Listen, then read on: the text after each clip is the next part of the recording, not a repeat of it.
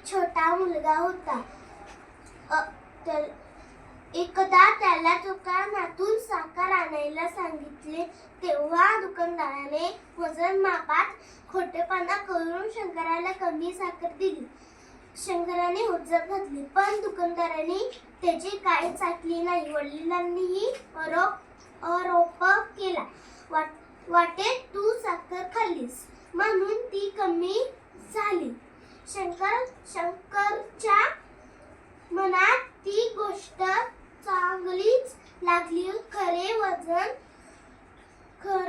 खरे वजन मापणारे यंत्र आपण तयार करावे असे त्यांच्या मनात तेव्हापासून सतत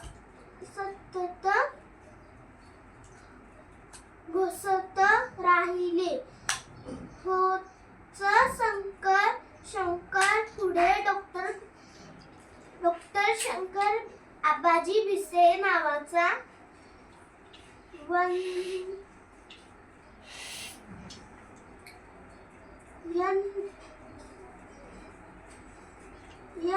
वैज्ञानिक म्हणून प्रसिद्ध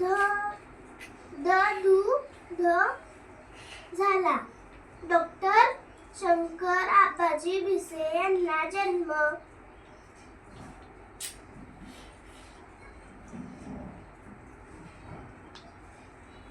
19 एप्रिल 1819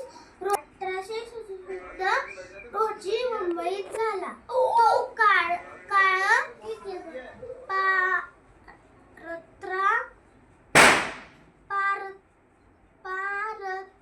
पारतंत्र्याचा होता.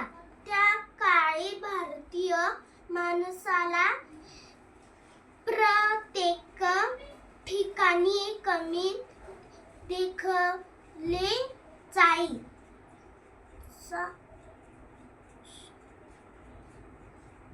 शास्त्रीय संशोधन क्षेत्रात तर